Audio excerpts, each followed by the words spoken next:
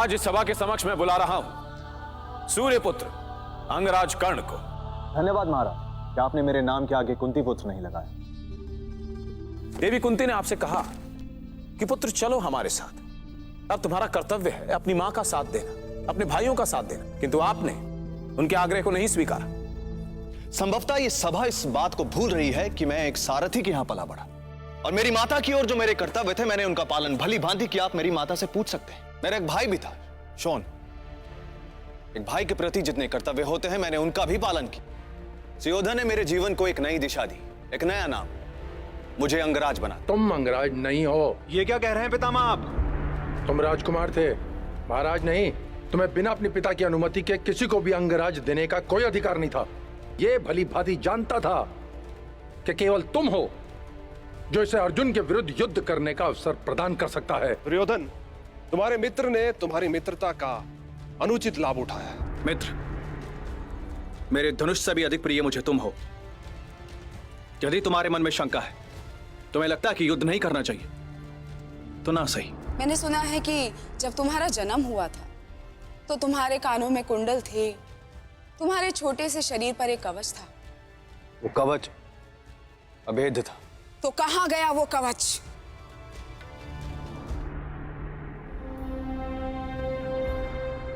सूर्य का तेज लिए जन्मा था वो।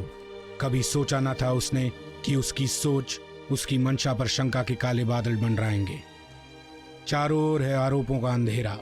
क्या सूर्य पुत्र इस अंधेरे को काट पाएगा? 18 दिन का युद्ध और हमारी सोच, हमारी संस्कृति, हमारा इतिहास सब बदल गया।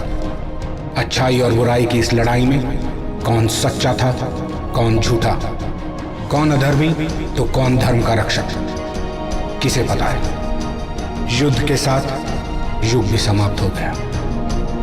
कुरुक्षेत्र रह गया पीछे, अब धर्म क्षेत्र की बारी है।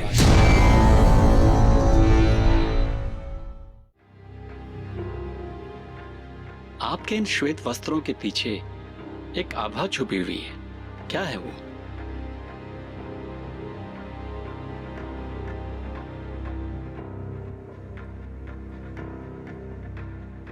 ये मेरा कवच है। मेरे जन्म से ही मेरे साथ है। जैसे जैसे मेरा शरीर बड़ा होता गया, उसके साथ मेरा कवच भी बड़ा होता गया। मेरे शरीर का ये अंग है। और ये कुंडल? ये भी मेरे शरीर का अंग है। जन्म से मेरे साथ है। लीजिए, बस यही चाहिए मुझे।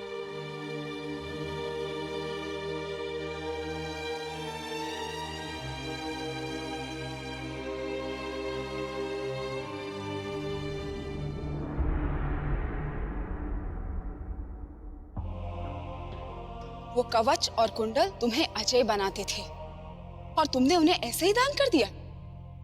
ये विश्वासघात नहीं तो और क्या है कर्ण? अंगराज कर्ण, वो ब्राह्मण कौन था और आपने ऐसा क्यों किया? माता गांधारी, आपने मुझसे पूछा कि मेरे पास वो इंद्रास्त्र कैसे आया। जो अस्त्र इंद्र का था वो एक सूर्यपुत्र के पास कैसे आया? वो अस्त्र मेरे पास इसलिए आया क्योंकि उस भिक्षु ने मेरे जीवन की सबसे महत्वपूर्ण वस्तु मुझसे मांग ली। तुम तो जानते हो ना अर्जुन वो कौन थे। तो आप वही हैं जो मैं सोच रहा हूं। पता नहीं आप क्या सोच रहे हैं, किंतु मैं तो एक साधारण ब्राह्मण हूं। तो एक साधारण से ब्राह्मण को मेरे कवच और कुंडल की क्या आवश्यकता पड़ गई? वत्स, दानवीर ये कभी नहीं पूछते कि उनके दिए हुए दान का भिक्षु क्या करेगा। प्रणाम इंद्रदेव।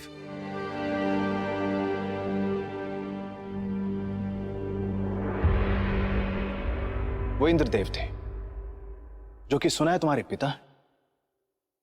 उनका पुत्र प्रेम भी तब जागा जब युद्ध समीप था। वो जानते थे कि मैं किसी भिक्षु को अपने द्वार से खाली हाथ नहीं जाने दूंगा। मेरे इसी स्वभाव का लाभ उठाया उन्होंने और मुझसे मांगकर ले गए वो जो तुम्हारे और मेरे बीच की सबसे बड़ी दीवार थी। नहीं कर्ण, इंद्रदेव केवल तुम्हारा कवच लेकर नहीं गए, वो मेरे पुत्र की विजय लेकर गए थे अपने साथ। और तुम, जिसने ये कहा था कि तुम्हारे हाथ, तुम्हारा मन, तुम्हारा शरीर, तुम्हारी आत्मा, तुम्हारे बाण, तुम्हारा धनुष, सब कुछ सुयोधन का है, उसने इतनी सहजता से अपने शरीर का अंग काटकर शत्रु के पिता को सौंप दिया। वाह दानवीर कर्ण, धन्य हो तुम और धन्य है तुम्हारी ये मित्रता। बस मां, बहुत हुआ। कर्ण के साथ क्या हुआ था ये मुझे पहले ही पता चुका था। कर्ण ने जो किया वो उसका धर्म उससे कहता था, और ऐसा नहीं है कि कर्ण के हाथ कुछ भी नहीं लगा हो। उसके कवच कुंडल के बदले कर्ण को कुछ ऐसा मिला था जो किसी और के पास नहीं था। क्यों मित्र?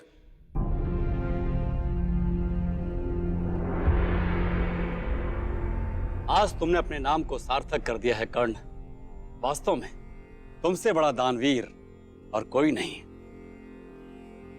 मुझे आशा है आपको मुझसे ये भेंट पाकर बहुत प्रसन्नता हुई होगी। अवश्य कर्ण, और मैं भी तुम्हें यह बता दूं कि मैं कोई निर्दयी देवता नहीं हूं। यदि कोई मुझे प्रसन्न करता है तो मैं भी उसका ध्यान अवश्य ही रखता हूं। मैं कुछ समझा नहीं। जिस तरह मैं एक साधारण ब्राह्मण के रूप में तुम्हारे सामने आया था, उसी तरह यदि तुम किसी भी साधारण बाण को अपने धनुष पर रखकर मेरा स्मरण करोगे तो वो बाण इंद्रास्त्र बन जाएगा।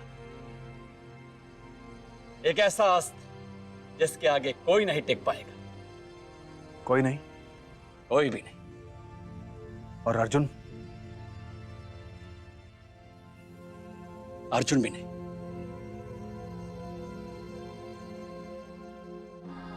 धन्यवाद इंद्रदेव। केवल एक बात स्मरण रखिएगा, इस घटना के बारे में कभी किसी से मत कहिएगा, अन्यथा इस संसार में कभी कोई किसी दरिद्र व्यक्ति पर विश्वास नहीं करेगा, उसकी सहायता नहीं करेगा। अवश्य।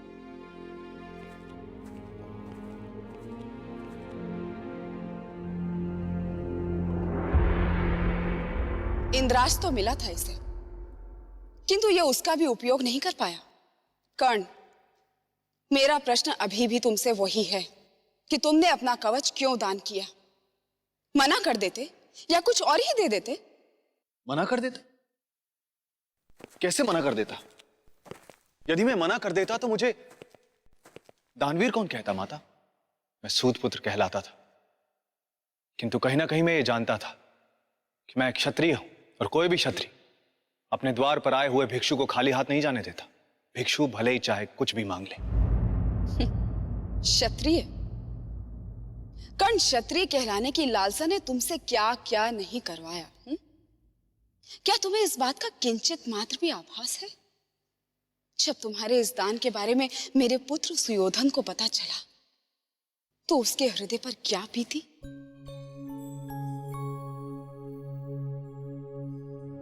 क्या ये सत्य है मित्र? हाँ कर्ण, ये सत्य है।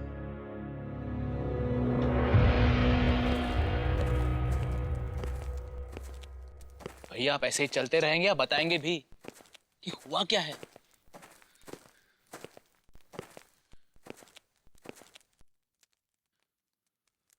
आज कर्ण के हाथों कुछ ऐसा हो गया है जिसे सुनकर तुम चलोगे नहीं, हस्तिनापुर से चले जाओगे। क्यों? ऐसा क्या किया कर्ण ने? वाह, कर्ण ने अपने कवच और कुंडल दान कर दिए। क्या? हाँ। किंतु भैया, जानता हूं कि कर्ण अब अजय नहीं है। मैं तो पहले से ही जानती थी कि तुम्हारा वो मित्र किसी काम का नहीं। हाँ, ऐसा मत बोलिए।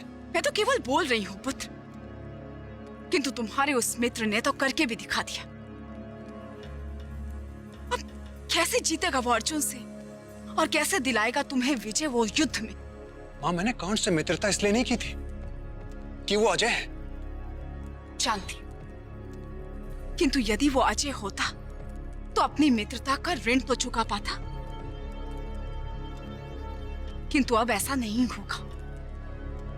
भैया माँ ठीक कह रही है। तो क्या करूं?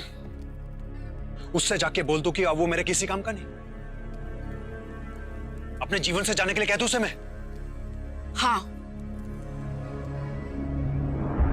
और उसके बाद भी मेरे पुत्र ने तुम्हारा साथ नहीं छोड़ा।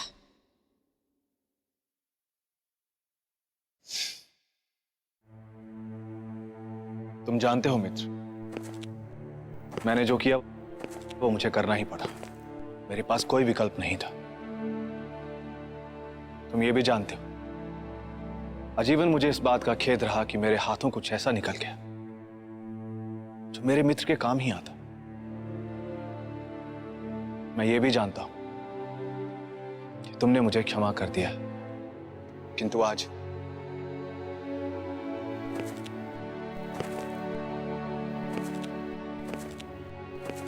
एक बार फिर मैं तुमसे क्षमा चाहता हूं। कोई बात नहीं मित्र,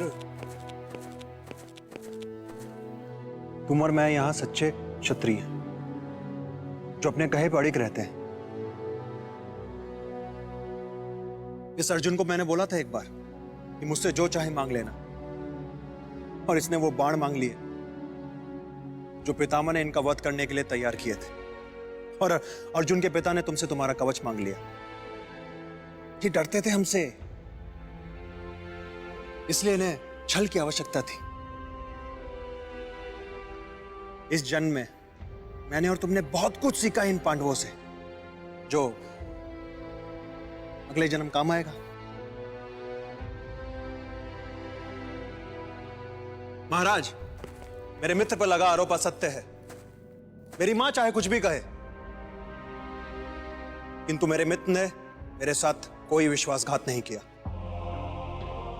महाराज धृतराष्ट्र, आप अपने स्थान पर वापस जाएं। पिताश्री,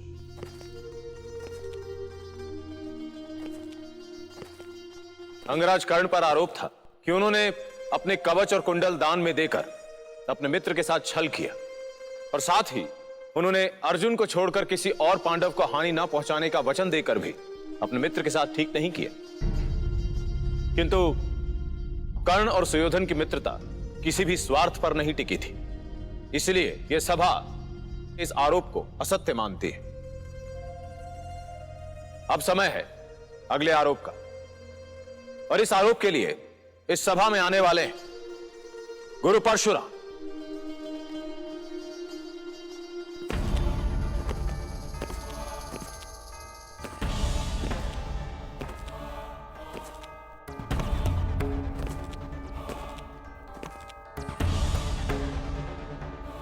प्रणाम आचार्य। प्रणाम द्रोण।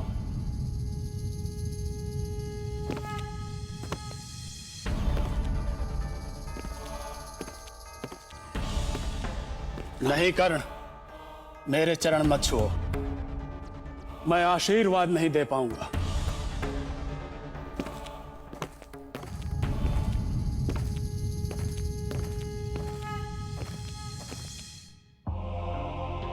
गुरु परशुराम, आपका इस सभा में स्वागत है। इस सभा को आपके परिचय की आवश्यकता है। मां रेणुका और जमदाग्नि का पुत्र, स्वयं महादेव शिव का शिष्य, द्रोण और भीष्म का गुरु परशुराम हूं मैं। गुरुदेव, मैं भी तो आपका शिष्य हूं।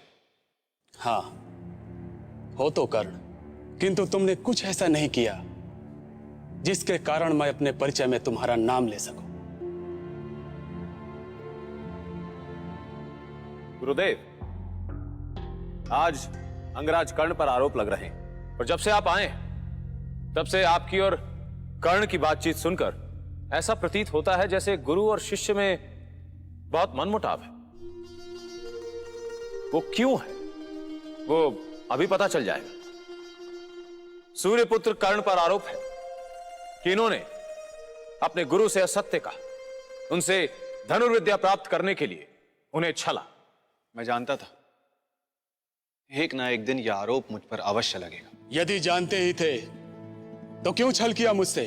गुरुदेव, आपसे विनती है कि आप इस सभा को बताएं कि क्या छल किया आपके साथ अंगराज कर्ण। इस सभा में ऐसा कोई नहीं है जो ये ना जानता हो कि मैं अपने जीवन में कई बार क्षत्रियों के विरुद्ध युद्ध किया है और मैं हर बार जीता हूं। और फिर मुझे समझ में आ गया कि एक ब्राह्मण का धर्म युद्ध करना नहीं, शिक्षा देना है। और तब से मैं केवल युद्ध कला की शिक्षा देता हूं, कभी युद्ध नहीं करता। किंतु इस बात से कर्ण का क्या संबंध है? संबंध है। मैं शिक्षक तो बन गया महाराज, किंतु मैंने भी प्रण लिया कि मैं किसी क्षत्रियो को धनुर्विद्या नहीं सिखाऊंगा। और फिर एक दिन मेरे पास एक युवक आया।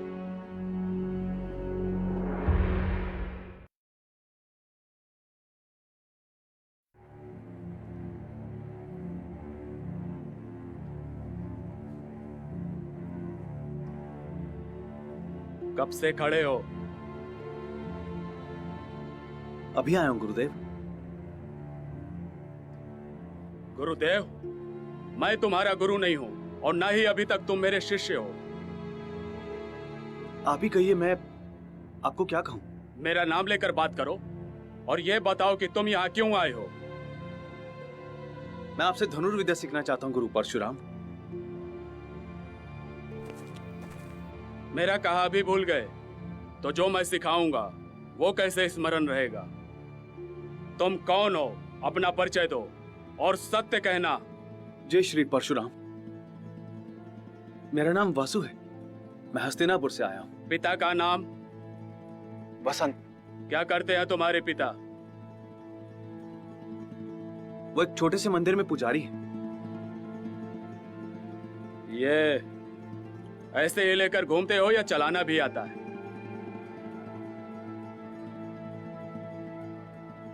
बस बस, समझ गया। बस एक बात बताओ, हस्तिनापुर में तो मेरा शिष्य द्रोण भी है, तुम उनसे सीखने क्यों नहीं गए? हाँ, वो तो केवल राजकुमारों को सिखाता है। मैं क्या करूं श्री परशुराम?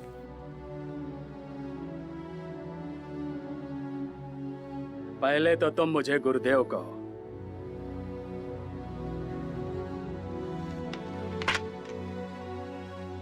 गुरुदेव।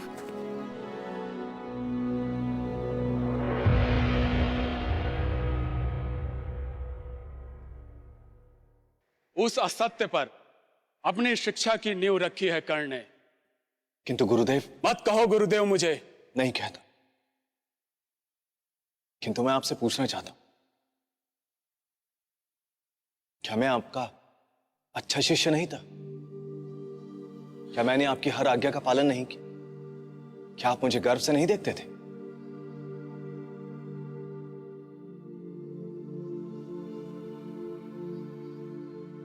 उत्तर दीजिए गुरु परशुराम। हाँ, तुम एक अच्छे शिष्य थे। द्रोणों के बाद यदि कोई सच्चा धनुर्धर था तो वो तुम थे। यदि नहीं होते तो मैं तुम्हें ब्रह्मास्त्र की शिक्षा कभी नहीं देता।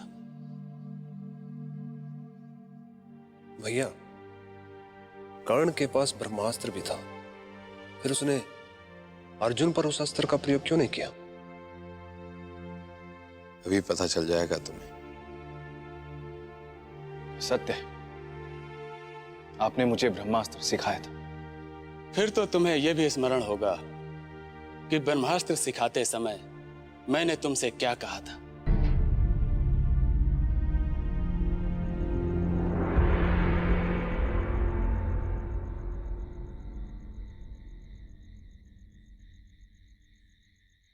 प्रतीक्षा किस बात की वासु?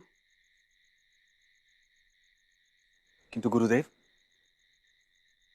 बिना कोई मंत्र पढ़े ऐसे ही चला दूं? मंत्र अच्छी तरह ज्ञात होना तो पढ़ने की आवश्यकता ही नहीं होती। तुम्हारी आत्मा को वो मंत्र आता है, बस उसे सुनाने का क्या लाभ। धनुष उठाओ और चला दो।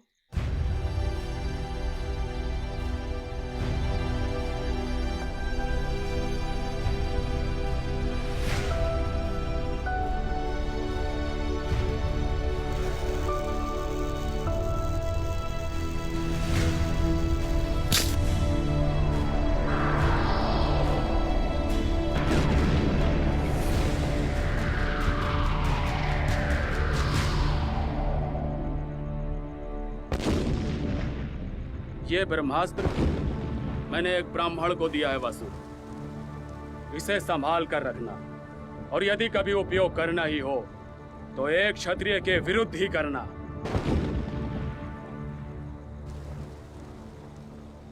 जी गुरुदेव, मैं इसे जब भी प्रयोग करूं किसी क्षत्रिय के विरुद्ध ही करूंगा। किंतु नहीं कर पाए ना। कर्ण, मुझे ज्ञात है कि तुम्हारे पास ब्रह्मास्त्र था, किंतु यह समझ में नहीं आता कि तुमने कभी भी ब्रह्मास्त्र का उपयोग क्यों नहीं किया। मैं बताता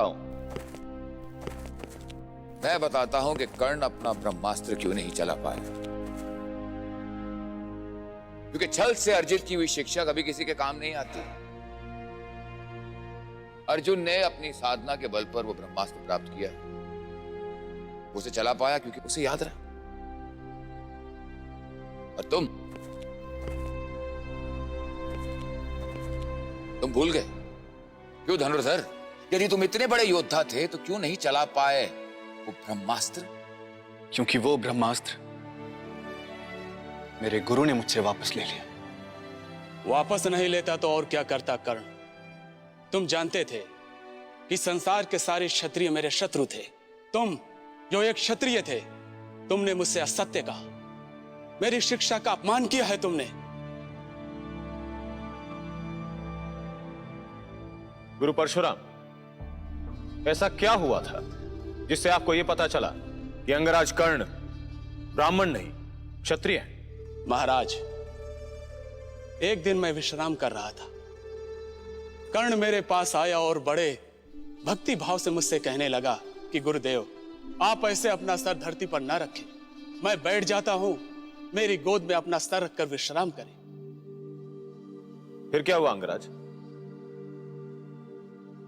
गुरुदेव, क्षमा। श्री परशुराम सो रहे थे। अनायास ही कहीं से एक बिच्छू आया, मुझे मेरी जंघा पर डसने लगा।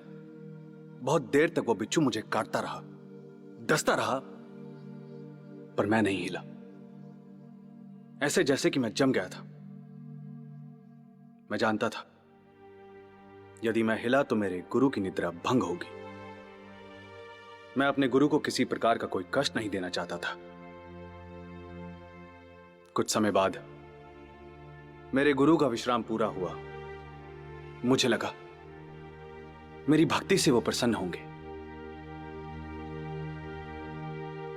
किंतु नहीं।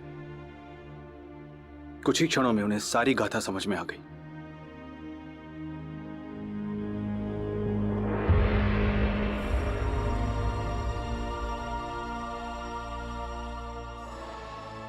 कौन हो तुम? गुरुदेव, मैं एक दरिद्र ब्राह्मण। चुप! एक बार फिर झूठ बोल रहे हो। नहीं गुरुदेव। मैं पूरा एक पहर सोता रहा और तुम हिले भी नहीं। इतनी पीड़ा झेलना किसी साधारण ब्राह्मण के वश की बात नहीं। सत्य कहो, कौन हो तुम? गुरुदेव, मैं सत्य सुनना है मुझे और कुछ नहीं। गुरुदेव, मेरा नाम वासुसेन है। मैं एक अनाथ हूं। हस्तिनापुर के सारथी अधिरथ ने मुझे पाला। इतना बड़ा छल! नहीं गुरुदेव। मैंने कहा था ना कि मैं केवल ब्राह्मणों को शिक्षा प्रदान करता हूँ। ये जानते हुए भी तुमने मुझसे छल किया। नहीं गुरुदेव। अब तुम मुझे गुरुदेव नहीं बोलोगे। और केवल इतना ही नहीं, वो जो ब्रह्मास्त्र मैंने तुम्हें सिखाया था वो भी मैं तुमसे वापस लेता। नहीं गुरुदेव। जिस दिन तुम्हें उस ब्रह्मास्त्र की सबसे अधिक आवश्यकता होगी तुम उसे अपने धनुष पर उतारना ही भूल जाओगे। नहीं गुरुदेव, क्षमा कर दीजिए। गुरुदेव, मुझे क्षमा कर दीजिए गुरुदेव। आपसे उत्तम कोई नहीं संसार में। आपसे सीखने के लिए मुझे असत्य का सहारा लेना पड़ा गुरुदेव, मुझे क्षमा कर दीजिए। नहीं वासुसेन, जो बोल दिया वो तो बोल दिया। तुमने आज एक गुरु शिष्य के नाते का अपमान किया है। तुम जाओ यहां से। गुरुदेव क्षमा कर दीजिए गुरुदेव, मुझे क्षमा कर दीजिए गुरुदेव।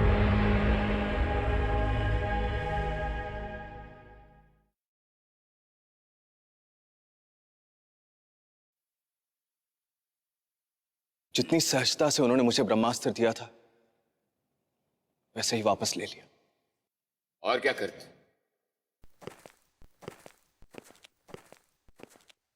तुमने छल किया, तड़ तो तुम्हें मिलना ही था। आज यहां अपने गुरु के साथ इस सभा में खड़े होकर जो आप मेरे एक असत्य की दुहाई दे रहे हैं, वो केवल आप हैं जिसके कारण मुझे वो असत्य कहना पड़ा। वो केवल आप हैं जिसके कारण मेरे गुरु ने मुझे श्राप दिया। वो केवल आप हैं जिसके कारण मेरा युद्ध में वध हुआ। यदि इस सभा में मैं दोषी हूं तो मेरे शापित जीवन के दोषी आप हैं, केवल आप। क्यों दोष दे रहे हो मेरे शिष्य को? ये आपके शिष्य, ये केवल आप ही के सच्चे शिष्य हैं। यदि आपको स्मरण नहीं है तो मैं बताता हूं,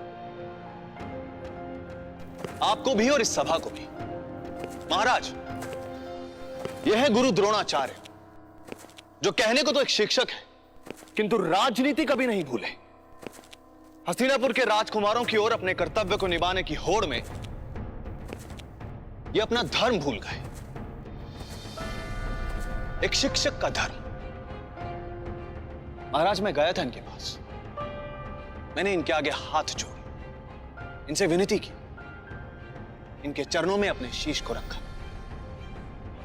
मैंने इनसे कहा कि गुरुदेव,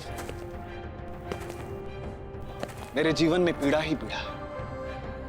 यदि आप मुझे धनुर्विद्या सिखाएंगे तो मेरा जीवन सफल हो जाएगा।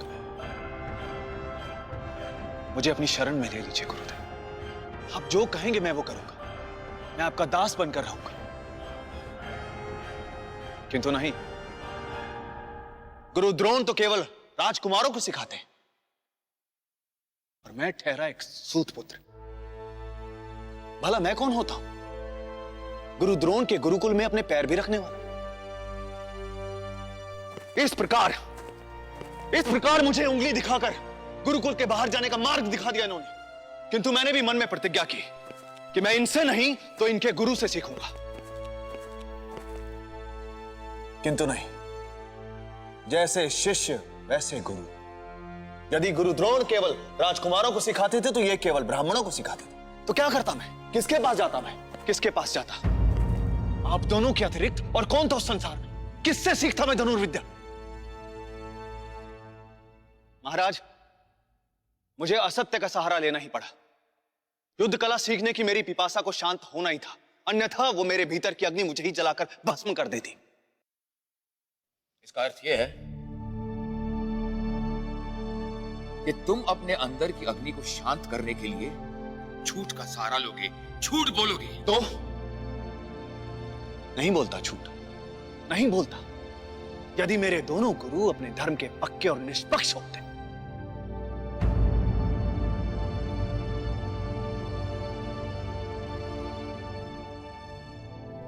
अर्जुन, मैं तुमसे एक प्रश्न पूछना चाहता हूं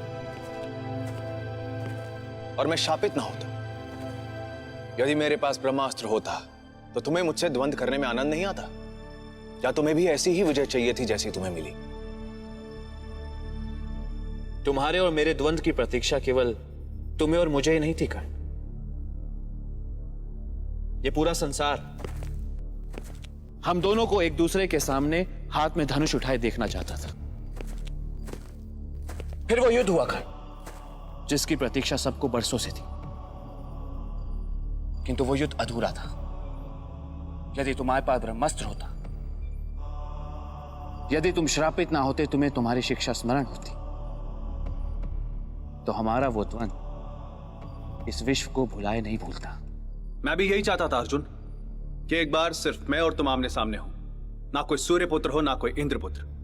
सिर्फ एक योद्धा के सामने। किंतु क्या हुआ? जिन लोगों के चरणों में गिरकर मैंने शिक्षा की भिक्षा मांगी, उन्होंने मेरे साथ क्या किया? एक ने मुझे द्वार से वापस भेज दिया और दूसरे ने मुझे दी हुई शिक्षा वापस ले ली। और जब समय आया कि मैं और अर्जुन एक दूसरे के सामने थे, तो इनके दिए श्राप ने मुझे ब्रह्मास्त्र का मूल, उसका सूत्र ही भुला दिया। महाराज, उसके बाद जो हुआ वो सब जानते हैं। तुम ही बताओ अर्जुन, गुरु द्रोण ने जो मेरे साथ किया, क्या वो उचित था?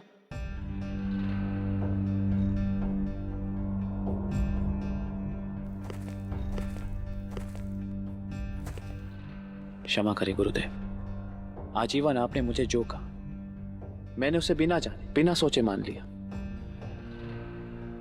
किंतु आज केवल एक बार मैं आपसे असहमत होने की आज्ञा मांगता हूं।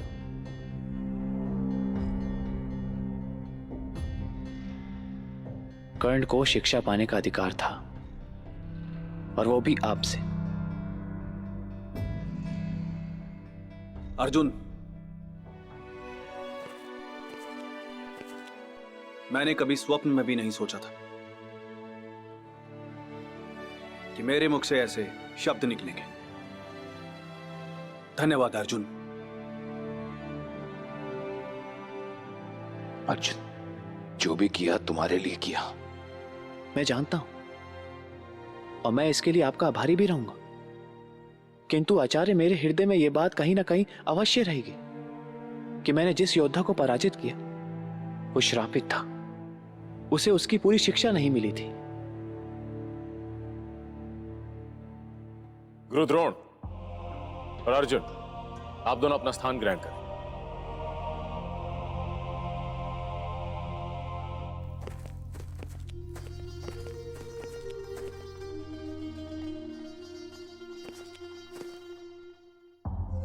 महाराज, यदि आज्ञा हो तो माता गांधारी से कुछ कहना चाहता। आज्ञा है अंगराज। धन्यवाद महाराज।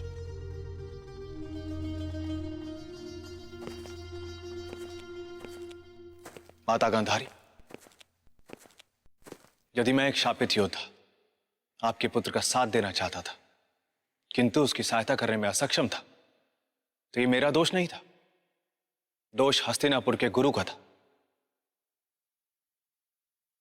तुम्हारा जैसा कोई नहीं है मित्र। तुम्हारा श्राप मेरे लिए वरदान बन गया और तुम मेरे जीवन में आ गए।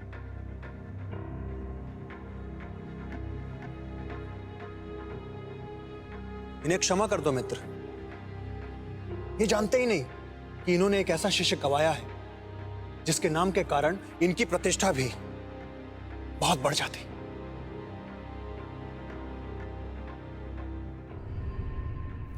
इस सभा में आज तक जितने भी लोग आए, उन सब की पीड़ा मेरी पीड़ा से तो कम है। मेरी मां ने मुझे जन्म देकर त्याग दिया, सूत पुत्र कहलाए। मेरे गुरु ने मुझे नहीं स्वीकारा।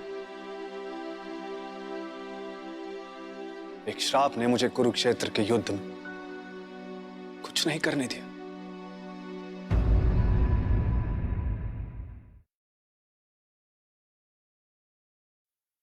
एक श्राप ने मुझे कुरुक्षेत्र के युद्ध में कुछ नहीं करने दिया।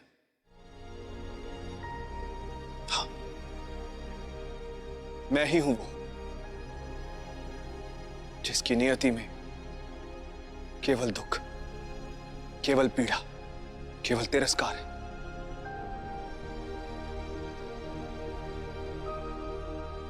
अंगराज कर्ण पर आरोप था कि इन्होंने अपने गुरु से असत्य कहा, उनके साथ छल किया। किंतु इन्होंने इस आरोप का खंडन करने के लिए जो भी तर्क दिए, उन्हें सुनने के पश्चात मैं किसी और ही निष्कर्ष पर पहुंचा हूं। यहां उपस्थित दोनों ही गुरुओं ने आपके साथ उचित नहीं किया।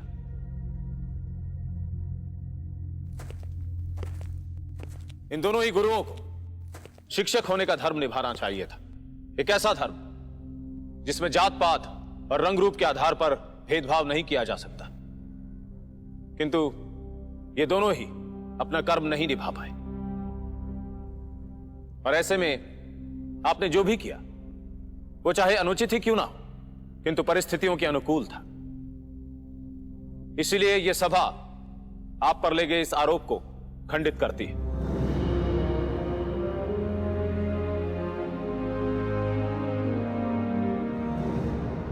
धन्यवाद महाराज।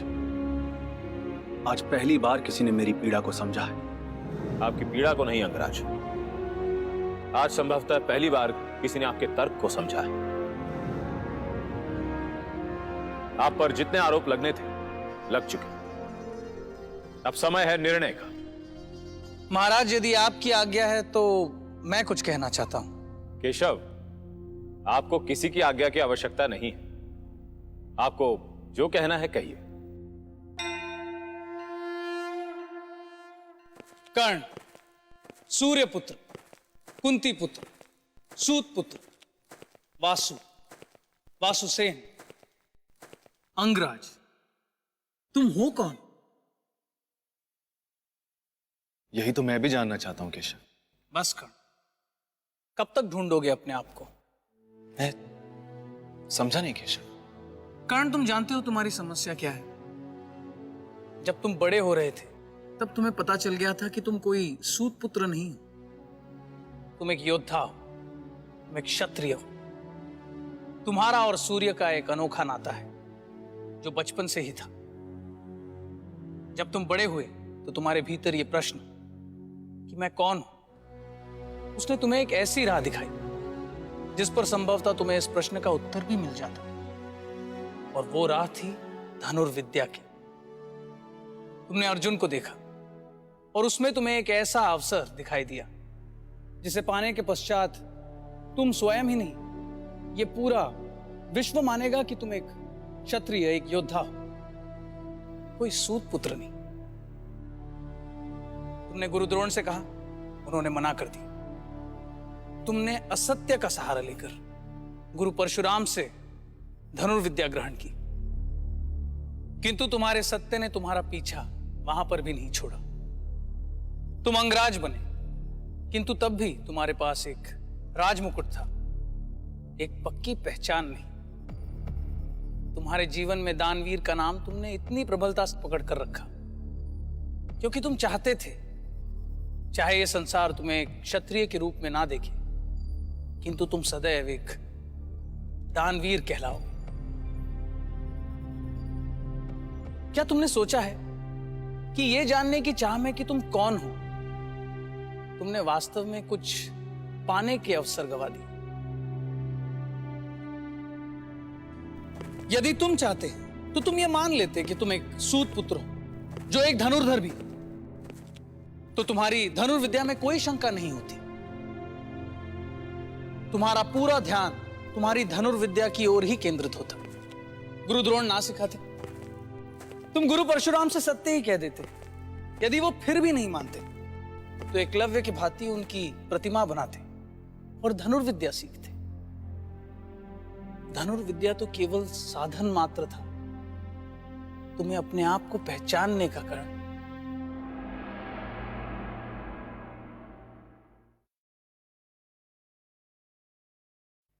जब जब तुम्हारे धनुष पर बाण चढ़ा है तो वो तुम्हारे निशाने की ओर नहीं, तुम्हारे हृदय में बैठी शंका को भेदने के लिए निकलता था। तुमने बाण तो कई चलाए, किंतु तुमने कभी यह जानने का प्रयत्न किया है कि वो जाते कहां हैं? मैं क्या करता केशव? और ये है तुम्हारी दूसरी समस्या। तुम क्या करते? तुम द्रौपदी का अपमान नहीं होने देते, तुम अभिमन्यु के वध में भागीदार नहीं बनते, तुम अपनी मां के पास वापस चले जाते। कर्ण,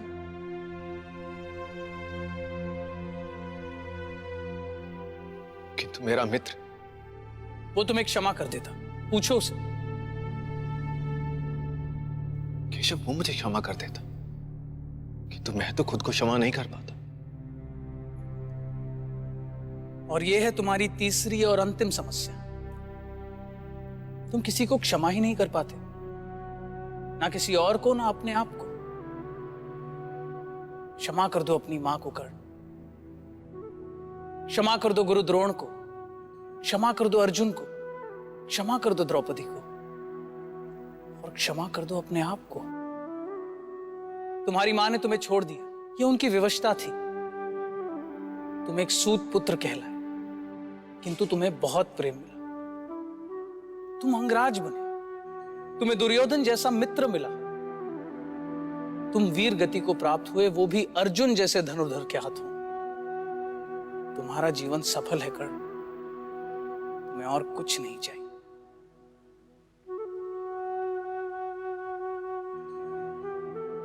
धन्यवाद केशव। धन्यवाद केशव।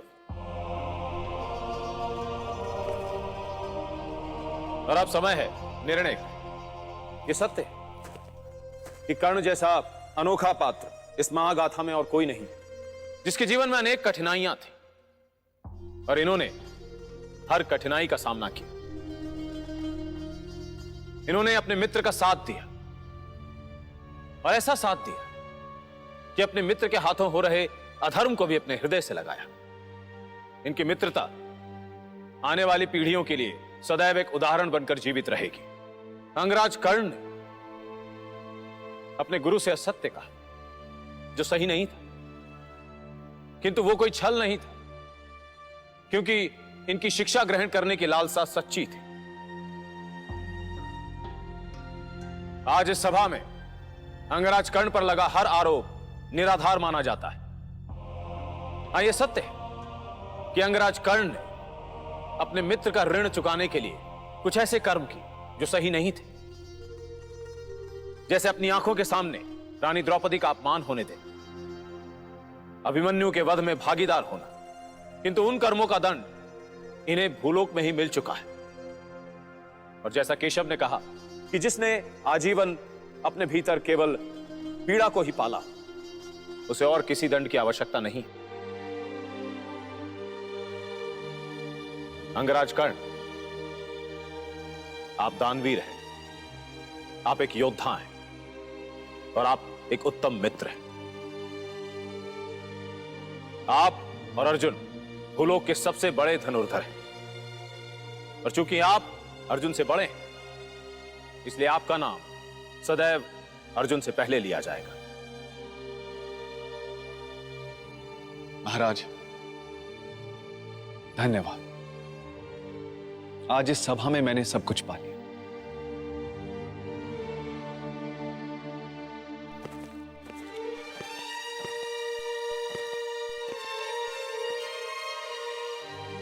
धन्यवाद केशव।